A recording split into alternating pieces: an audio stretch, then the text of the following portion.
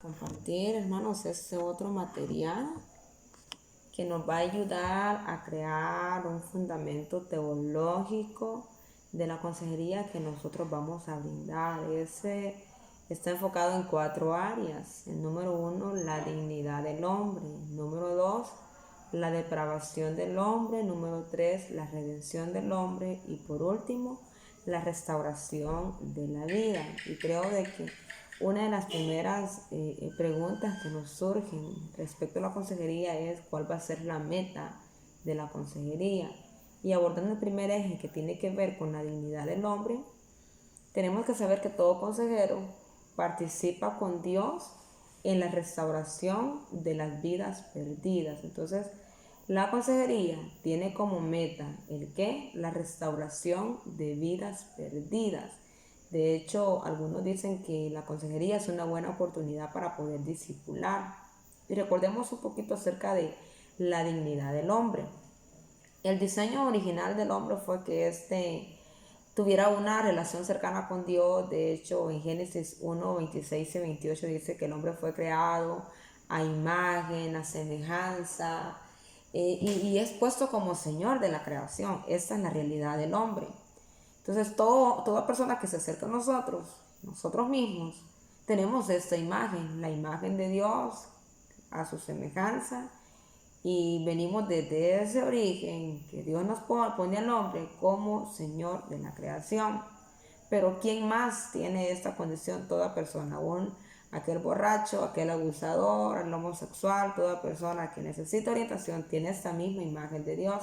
Entonces, cuando yo brindo consejería, yo tengo que tener en mente que las personas que yo voy a acompañar, yo tengo una meta con ellos. Y la meta es que su vida sea restaurada a esa imagen, a esa semejanza de Dios. Entonces, pues sabemos que dentro de la dignidad del hombre ocurre lo que es la caída, y entra el pecado y la depravación a la humanidad. ¿Y qué pasa con la caída? La imagen de Dios, de semejanza, fue atropellada, fue distorsionada y pervertida. Entonces es difícil a veces encontrar el valor de eso debajo de las capas de la sociedad moral. De pronto uno puede, y en la consejería nos va a pasar que vamos a escuchar tantas cuestiones que muy alejadas de esa imagen, de esa semejanza que el hombre mismo recibió de Dios. Entonces como que se nos va a hacer difícil encontrar ese valor dentro de qué, dentro de las capas de la sociedad moral. Sin embargo, toda persona, independientemente de la condición, fue creada a imagen y semejanza de Dios, posee una dignidad dada por Dios y por supuesto un valor interno, no dado por el hombre, sino dado por Dios. Y Dios quería que el hombre fuera el reflejo de su gloria, de su carácter, de sus atributos personales. Ese era el ideal que Dios tenía para con el hombre. Entonces Dios crea al hombre con 3 propósitos. Lo crea para que se relacionara con él mismo, para que el hombre estuviera en paz con él mismo. Pero también Dios tenía el interés que el hombre se relacionara con sus semejantes, que tuviera relaciones de compañerismo, de esa misma dependencia que entre Dios Padre, Hijo y Espíritu Santo existe. Ese mismo reflejo estuviera en las relaciones interpersonales, en las relaciones humanas. Entonces ese era el ideal de Dios. Número 1, que se relacionara con Él mismo, que viviera en paz con Él mismo. Número 2, que tuviera una adecuada relación con su semejante, con su prójimo.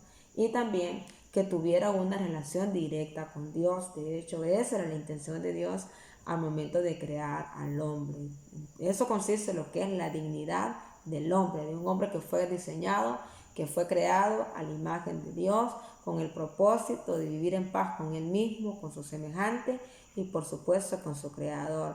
Sin embargo, la depravación del hombre es el siguiente eje. Acá la imagen de Dios se ve distorsionada, se ve afectada por el pecado, y esa misma relación, valga la redundancia, es afectada. De hecho, después de la caída, el hombre está alejado de Dios, el hombre pecó, Dios no ve cumplirse ese ideal con el cual había creado al hombre. Entonces la imagen de Dios del hombre es afectada, pero también las relaciones humanas tienen una consecuencia. De hecho, las relaciones interpersonales son exageradamente difíciles. mucho más después de la caída. Y el vínculo entre el Creador y sus criaturas también se ve afectado. Y de hecho la caída tuvo algunas consecuencias. ¿Qué ocurrió con la caída? El hombre empieza a confiar en sus propias percepciones. El hombre se considera independiente de Dios. Desde entonces el corazón del humano desea hacer las cosas por sí mismo. Ya no quiere depender tanto de Dios, sino más bien por él mismo. Entonces, porque la dependencia de Dios suena como a debilidad. ¿Por qué se nos hace difícil actuar y vivir en la voluntad de Dios? De hecho, todo esto es producto de la caída del hombre. La independencia nos mantiene separados de Dios porque surge el egoísmo. Entonces, muchas personas de las que se van a acercar a usted para buscar consejería, ¿qué está ocurriendo con esas personas? Tienen una vida no dependiente, sino independiente de Dios. Y cuando las personas tienen una vida o sus decisiones independientes de Dios, ¿qué empieza a ocurrir en ellos? Empieza a ocurrir lo que es los deseos egoístas, el deseo de Dios, el deseo es egoísta. Sin embargo, el deseo de Dios siempre ha sido relacionarse con el hombre, ayudarle al hombre. De hecho, de la creación se menciona que había paz en el Edén. ¿Y quién hubiese querido estar ahí? Pero ¿qué ocurre después de la caída? El hombre huye, el hombre no quiere estar en la presencia de Dios, el hombre tiene temor de Dios, porque tenía miedo sabiendo que había fallado. Entonces, de pronto, también nosotros en la consejería que vamos a dar, la gente no va, como nos ve a nosotros como el representante de Dios, o como esa figura de autoridad, como esa figura del líder, no sé en qué cargo usted se desempeña, pero muchas veces la gente se va a acercar y no va a querer contar todo porque va a tener cierto temor de que su misma luz alumbre esas áreas ocultas o esas áreas que a la gente se les hace difícil poder enfrentar. Entonces, ¿qué hace la humanidad hoy? ¿Qué hace la humanidad hoy? Detrás de qué se esconde el hombre hoy. De hecho, muchos de los problemas que nosotros vamos a abordar en la consejería son productos de esto mismo, del hombre queriendo evitar esa relación con Dios, pero huyendo o escapando o escondiéndose atrás de qué, atrás del alcoholismo, atrás de las adicciones, atrás de la búsqueda del dinero o éxito, atrás de la amargura, del enojo, de la anorexia, atrás de los pleitos, atrás de esas familias destruidas, relaciones complicadas. Encontramos corazones quebrantados, personas destruidas, personas que lo único que quieren es quitarse la vida. Todo esto es producto de ¿qué, hermanos? Producto de la caída, de esa relación que fue afectada entre Dios y su creador. Pero hasta el día de hoy, Dios continúa preguntando ¿dónde estás tú? Y ahí entra el papel de nosotros como consejeros, de lograr orientar a las personas, de lograr esa reconciliación o que las personas sean redimidas, tengan esa vida plena en Jesucristo. El hombre le tiene miedo a quien tiene la solución. El hombre continúa teniéndole miedo a Dios. Entonces acá cuando yo tengo miedo, cuando yo empiezo a buscar justificantes o no hacerme responsable de mi accionar, entonces ¿qué hago yo? Aparece la culpa y empiezo a admitirla a los demás, porque hay vergüenza, hay temor y hay desconfianza. Y no nos hacemos responsables de nuestras faltas, sino que empezamos a culpar, tal como aparece en el relato de Génesis. Al inicio la mujer era la ayuda idónea, pero luego dice la mujer que tú me dices, porque está culpando. En la consejería nosotros vamos a encontrar muchas personas que no se hacen responsables, sino que siempre están como buscando un tercero, buscando un culpable y no meditando que muchas de las situaciones únicamente les corresponden a ellos. Si no fuera por la mujer, dice Adán, pero él que está haciendo, está protegiendo su individualismo. La mujer también buscó culpable. La mujer hoy ha tenido algunas consecuencias después de la caída. Entonces, no es ese el problema de hoy en los hogares, esos procesos que nosotros vamos a dar de las dificultades o desintegración familiar. Ambos quieren liderazgo, ambos quieren dominio. En las relaciones hay odio, hay pleito, hay tristeza.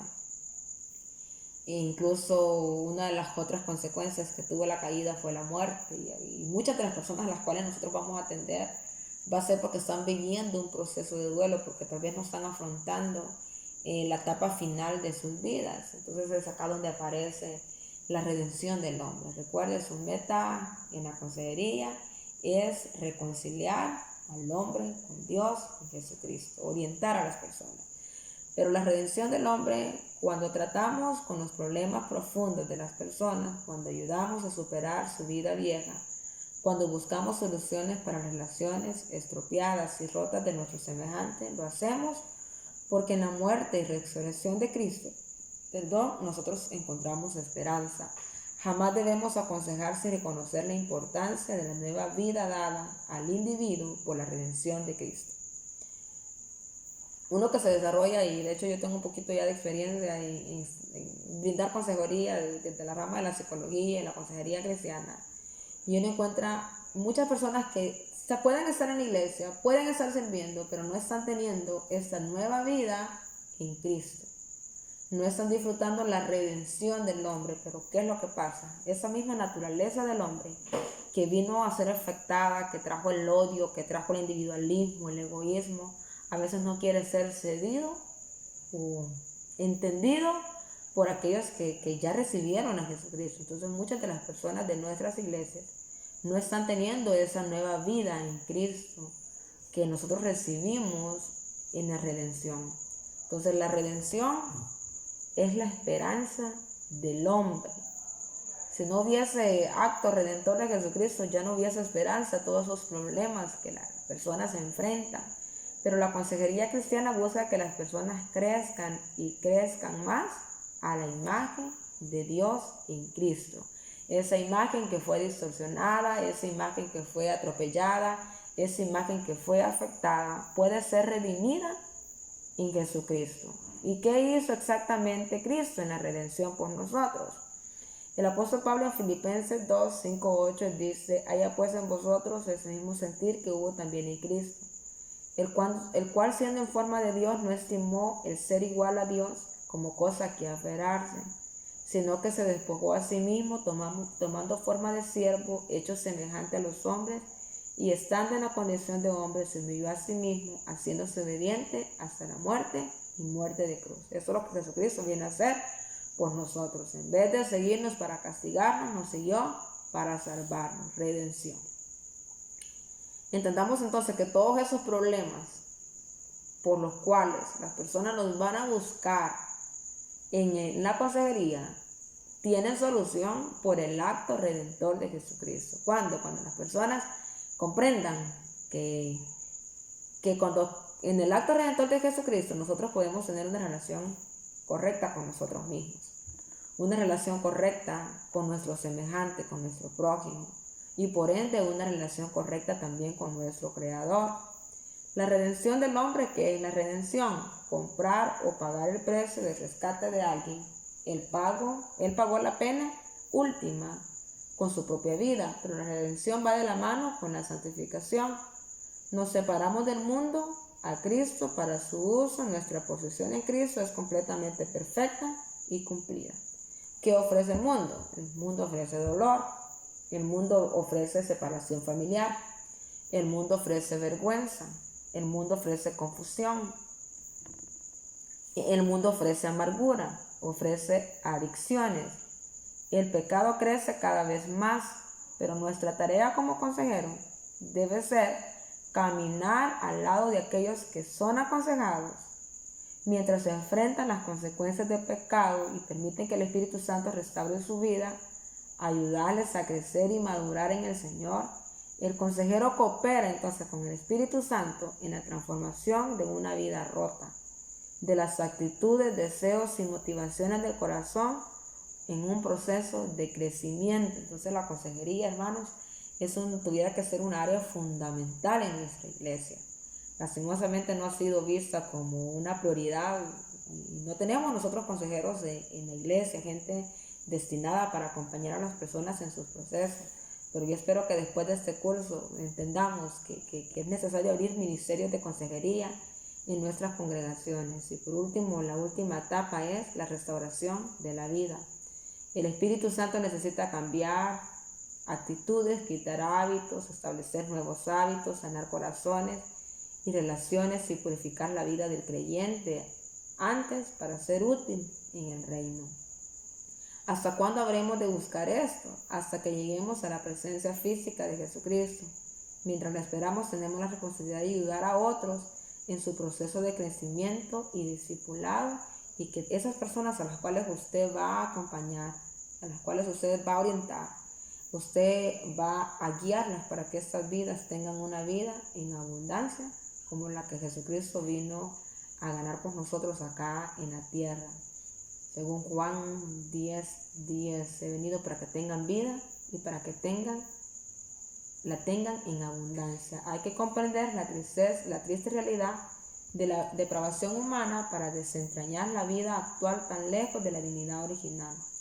Hay que creer y proclamar el hecho de la redención cumplida en la cruz de Cristo y dada libremente por gracia a cada persona. Entonces su meta como consejero es que ser participante en este proceso donde la persona viene y recibe esa nueva vida, una vida que ha sido restaurada en Jesucristo. Que el Señor nos continúe usando en la tarea de la consejería y que muchas personas se acerquen a usted para ser discipuladas a través de los procesos de consejería. Me despido y que el Señor les bendiga.